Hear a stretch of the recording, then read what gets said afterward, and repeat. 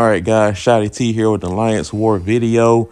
This is season 20, war number 2. Going to be bringing Venom, Colossus, and Human Torch. We're going to attack the right side at mini bosses as usual.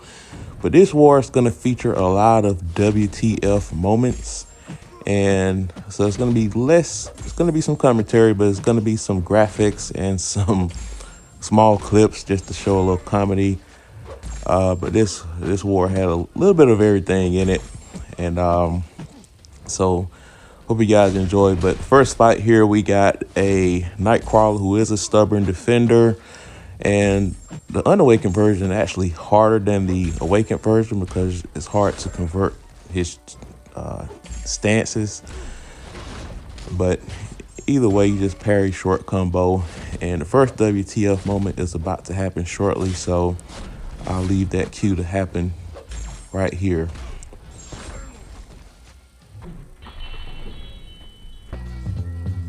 You got knocked the fuck out. All right. Great movie, by the way. Can't get enough of Chris Tucker. But that's the first fight. Now, the next fight, we have a stealth suit Spidey. And as you saw in the first war, I ended up using Venom against him there, so we're going to be using him again, and you'll get a chance to see once again that tactic where you'll dash back light counter when he comes in with his double medium like so. I mean, it's a guarantee every time, especially with Venom, who has a long reach.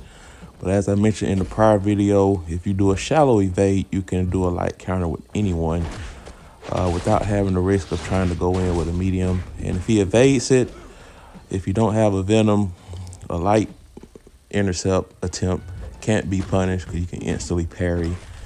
But there will be a WTF moment in this fight as well. As you can see, every time he goes in with his SP1, I just immediately counter it. But for some reason, that doesn't happen here. And right. So just a little bit of glitch there. But hey, still not enough to kill us. And we're just going to be back to our regular agenda here. And I didn't like intercept there. This wasn't quite ready for it. But either way, we got plenty of time. Fight's over.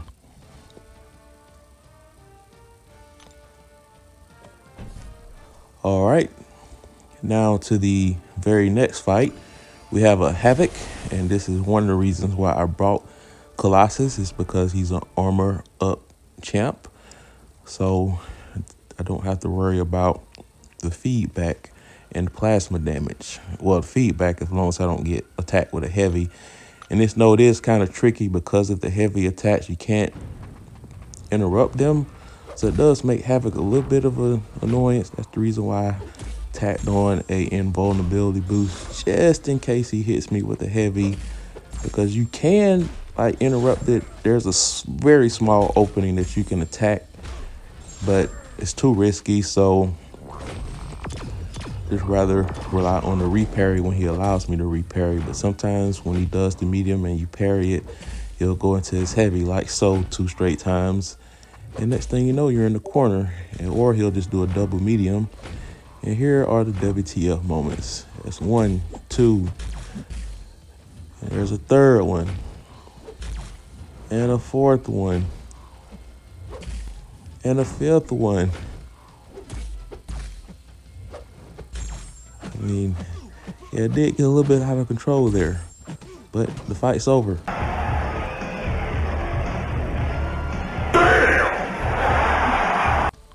Yeah, that's exactly how I felt when he had me in the corner.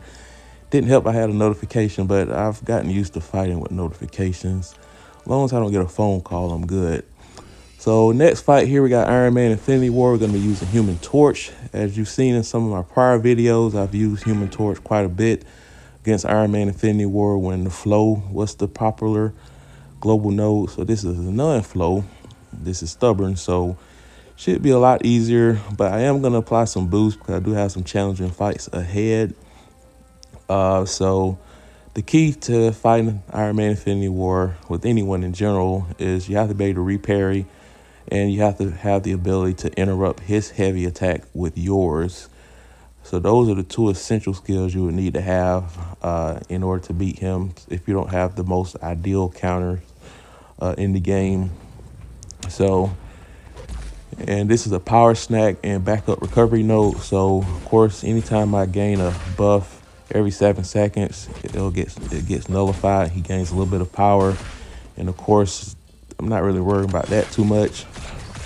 The main node is really the backup recovery. So I just have to make sure that when he's at 50% health, that I don't have him close to 2 bars of power and risk him throwing an SP3.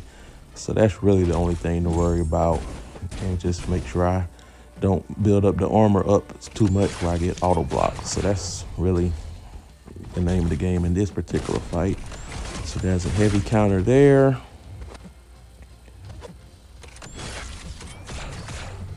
All right.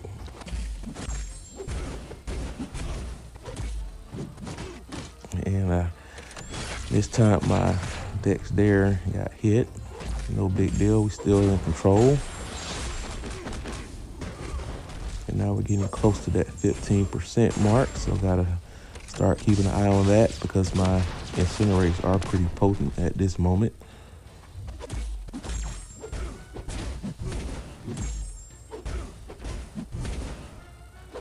All right, we got 6. We can get to 7 and get some Nova Flames going. Perfect timing. And he's at 15%, but guess what? He's dead. All right, so no shenanigans in that fight. And we had somebody else take down Annihilus with Quake. Now, this fight here is probably one of the more annoying fights of the war. Last war, as you saw, I fought Killmonger on this node. He was awakened, so imagine if he was awakened, how much worse this would be. And it's just a good placement. It's not too many counters for this. I have a Sorcerer Supreme that I probably need to rank up pretty soon, as you saw in my rank up videos. I don't have a lot of Mystic ISO, so I'm just needing more rank up material because I would like to send her to rank 5 and test her against this guy, because she has enough utility that would make Killmonger much easier on this node with her armor break ability from her SP1 with the Fury rune, and also with the power rune you can put a slow on the opponent that will, you don't have to worry about the evade unstoppable aspect of this particular node. Of course, you got other people that you can also use for slow mechanism, but they don't have the armor break capability, so you still have to worry about the reverb damage. So I'm curious to try Sorcerer Supreme, but I decided to go with Venom to at least get the armor break aspect out of it. And I just have to manage my way around the unstoppable and the evade portion. But it's going to be a lot of WTF moments here. And I'm going to spend my whole fight being cornered here because it's just very tough to navigate. Of course, he's stubborn on top of that. So I have to basically parry, get a short combo in to buy some time. And for some reason, his heavy attack, you cannot dodge both hits. If somebody can do that, please share me a video, because I've yet to do that. There's always that second hit that tends to hit you even if you dex it properly. So, but as you can see, he's just doing a bunch of SP1s and refreshing his unstoppable, so I can't hit into his block.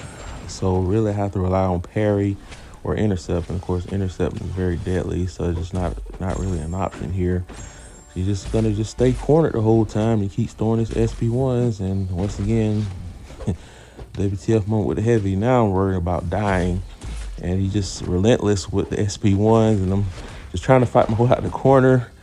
And I think I ate one of those buffs to gain some health back, but right now it's pretty bleak. And another heavy hit, but once again the SP1, I think I was able to eat one of those buffs again, so that actually saved me from dying really in this fight, because the light is now more at the end of the tunnel. I got a little bit of space to work with now compared to what I had before. And now we got our opening. We're in true strike range, and just please die. I don't want no more of this fight.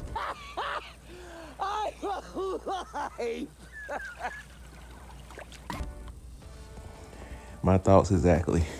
That's all I cared about. Survive in advance. And I really didn't care about item use because we got the item use event going on. It just expired now. Now I'm recording this video. But so I really didn't care about using up potions and boost and all of that. Cause I'm not as liberal with the boosts when the item use event is not going on, because the 5-minute timers, you should be able to handle these fights, especially without boosting. But again, I just wanted to use items this war. So we're going to use Venom against Medusa. Now, there's really no shenanigans in this fight. I didn't boost him up, heal him up all the way, because the his SP1 can eat up her Fury. So that's what we're going to be doing in this fight. Start off with a nice intercept and another one there. So she's already melting with the passive Fury that I have. And we mess up there, so we get down to 65%. But you're gonna see the SP1 does it. The SP1 is gonna do its work, and all of a sudden we're back at 73%. Here where we started, and we're gonna armor break. Now Medusa, she used to be a very pesky defender in the old map. Like the original map with node 29 used to be a very tough node in the middle, and also stun immune nodes, and she still can be tough on those nodes, but there are so many counters that have come out in the game since then where she can be handled pretty easily. Like Dr. Doom kills her easily. A lot of mystics do that.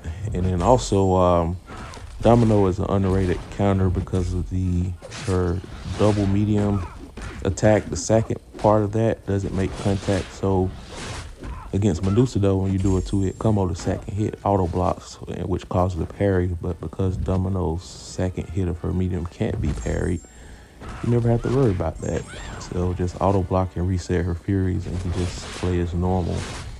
But we're almost done with this fight. As you can see, the SP1 has got me up to 91% health despite taking some damage at the beginning. So I could have finished this fight at 100% health, but who cares? All I care is, especially after getting off of that last fight with 10%, I think I'll take 91% in this case. And I have True Strike. For some reason, I decided not to throw my SP1. Every once in a while, I have a memory lapse, a mental lapse there. But we finished the fight at 94% health, so pretty good fight. Now, this next fight is going to have a couple of WTF moments. It's going to be facing Nova. Don't have the most ideal counter for this in my team. Like Dr. Doom, Quake are usually who I like to use against this guy, and also Magic. But decided to go with Venom. I'm going to use an invulnerability boost just in case I have to eat a SP3, or if I drive into a SP2 that I can't dodge or dex all the way, or if I just decide to take the damage, block damage. But there's a nice intercept there to get started. Now we just got to take advantage of this Fury phase. I'm trying to bait the SP1, and I tried to parry the SP2 to not dodge it and deal with the stubborn, but I mistimed it. But I'll get it right this time. And there we go, parried the Rocket Man. And once again, he has enough buffs on him that I could use my SP1 to consume those and gain that health back. So really, now that right there, that was kind of random. You heard the parry sound, but for some reason I didn't get stunned. But who's complaining? But yes, could have been a glitch, but again, who cares? But I just thought that was an interesting moment there. So things are going pretty smooth, but now things are about to start to heat up. Now I got him in the SP2, and now I'm worried about him just not, and now he's just not even want to throw it special. And now I'm getting cornered, and now it's like I'm fighting against Havoc again, who just keep throwing heavies. And I decided to do a quick combo to gain some space, and hopefully he'll throw a special, which he does. And I breathe a little sigh of relief, and I heal some of that blocked health back with the SP1. So that was the most tense moment of the fight, but still not out of the woods yet. I am in True Strike range and against Nova, if you have a true strike attacker, it does mitigate their attack by 30%, but I'm also in Assassin's range, so I think it kind of counteracts that. We're going to parry that, and we're going to finish them up here. One more combo should do it, and there we go. So we had one tense moment, but overall we finished that fight. And this next fight is going to be with Dr. Doom. Pretty straightforward fight. We're going to use Human Torch. And since there are no other tough opponents, we're going to go ahead and use the pre-fight ability, which is also great for this particular node because the opponent gains a higher power rate the more debuffs on them. But the Nova Flame do not count as a debuff, so he won't have that extra power gain. So there will be one WTF moment here. But Doom, the Unawakened Doom, is easier to fight from the aspect that with the aura active, you don't have to worry about your the shock damage whenever your buffs are nullified or expires. But here's the WTF moment here. Yeah, that kind of burned, but luckily he's incinerate immune, but it still hurt. So, but that's the end of that fight.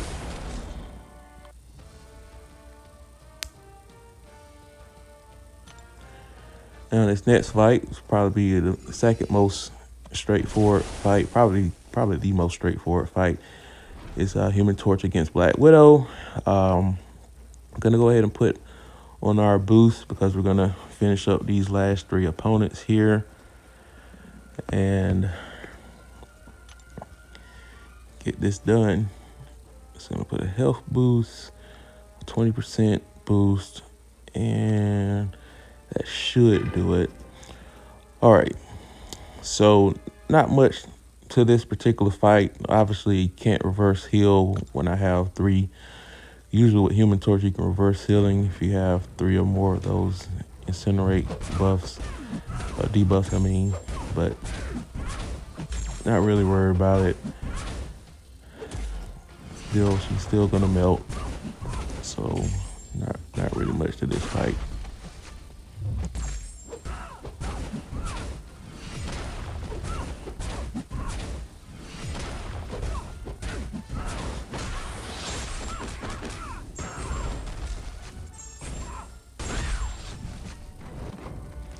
And she's down. All right, so this next fight here is going to be Thing. Now, I've taken him with Human Torch before on this node, but I think that was when we didn't have Stubborn. So that was in the back of my head, this fight, thinking, okay, I have to worry about Stubborn. But I have to remind myself, Stubborn is really, it's not like a punishing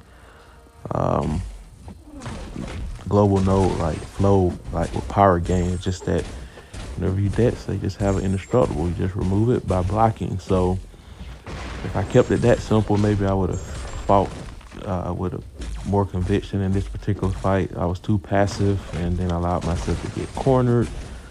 And now that's where you don't want to be against this big lug here. And for some reason, I just decided not to dex back on that second hit of his SB1. So I decided to get myself out of the corner with that SB1 there. I'm just trying to gain my space back. And I still got hopes of finishing this fight, but it's just not going to happen. So, and the reason why it doesn't happen because I mismanaged his rock stats of all things, which normally I do not make that mistake. But that was a rookie mistake that I ended up doing here. And I'll let the key.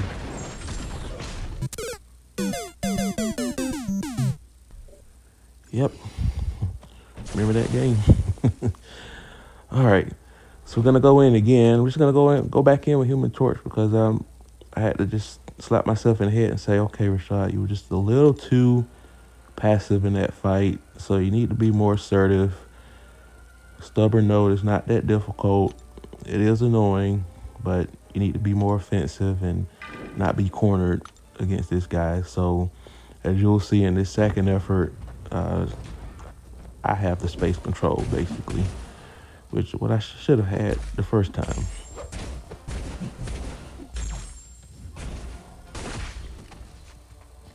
but there will be a WTF moment. So it will be kind of funny, actually.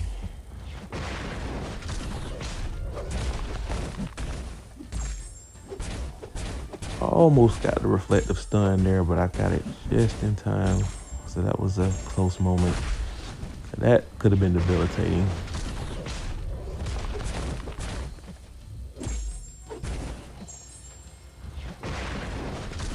He was able to dodge that SB1 without triggering dexterity. So the fight is going way better than that first one. So just a matter of focus. So here's the WTF moment. Come on, man. Come on, man. I mean, he does a heavy attack, so I go in to punish it, and he immediately throws a special attack. That's like that's a human move right there. Like intercepting here with a special. So yeah, that had to be a come on man moment there. But we'll see if football season goes on, but that's a separate story for another day. But anyway, still got pretty good control of this fight. So now we're in Assassin's range, so we feel pretty good about ourselves to close the deal. Just need to not do anything stupid here. Get rid of the stubborn, and then finish the fight.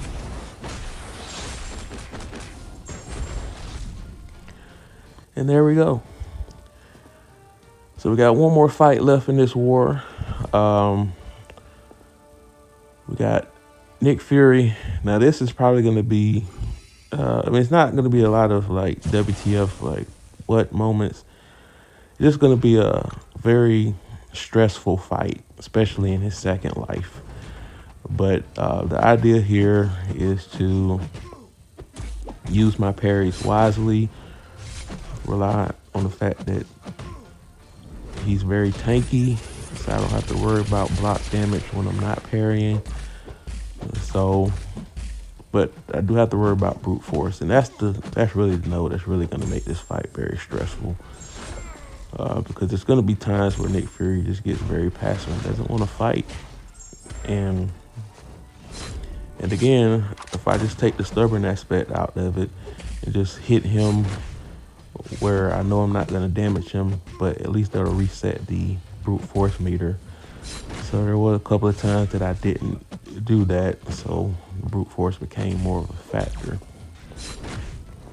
But right now the fight is going textbook, heading to the block, baiting heavies and SB2s, minimizing the SB1s. And we almost got his first life down without much difficulty. Now, again, we tried to punish a heavy and got parried. So, and of course that takes some brute force damage. Now, I was hoping that I actually did a heavy attack into an SB2, but unfortunately it carried to an SB3. I think the SB2 would have done more damage. It probably would have took his first life away. But SB3 has its own benefits. So you have a passive fatigue debuff, and also I have organic steel with my armor up. So it's not that bad of a trade-off. But the goal here is just to finish his first life and then save up the SB2 for his second life. And when he's down to like 30%, and just kind of navigate myself while he's degenerating that health. But at the same time, got the brute force, so you can't just be too passive. And now the brute force is starting to kick in, so just get rid of that. And stubborn. And we're just going to use probably one of our last parries of this. Now, once he gets to the second life, I don't have to worry about Limber because he's stun immune anyway. All right, so now he's degenerating, but I got to make sure I hit him. Brute force. And when the stubborn happens, of course, his second life doesn't degenerate. And you saw that WTF moment there. I tried to intercept him with the SB2, but I guess it caused it a miss, which made the whole SB2 a waste. And so, but we built ourselves to another SB2. Didn't take too long to get there. And now SP2 should kill him. No, it doesn't quite kill him. Well, maybe this SP1 will kill him. It should, right? We're in assassin's range. Bam! Oh no. 1%. And now he has stubborn and he's unblockable. So I can't get rid of the stubborn unless I block him, but that means I'm gonna have to take a hit. Then I got this brute force to worry about. So I'm trying to intercept. I'm trying to push him over 20 tactical charges. Or just bait a SP1 and get hit by it because it's not going to deal a lot of damage against Colossus, who has the class advantage. But he's not throwing his SP1, so now I have to try to get an intercept in there and still got brute force to worry about. Now he's at 19 charges, and he still doesn't want to throw his SP1. So at this point, I just have to just say to myself, I just have to hope that I hit him over that 20 tactical charge. Because with a mutant, not every hit is guaranteed to get that. But so this is just very stressful end of the fight. And I believe I finally get him over the threshold there, and now I can breathe. Woosah. And this is exactly how I felt during the last minute of that fight. You hear that, Elizabeth? I'm coming to join you, honey. Oh. Maybe that's Elizabeth. But the good news is we won the war. They did not finish our bosses, which was impressive. We had 12 defenders remaining. But please like, share, and subscribe, and enjoy this last graphic. That's who they left on our defense. And it's just pure evil. I love to see this, and this guy does love to see it too.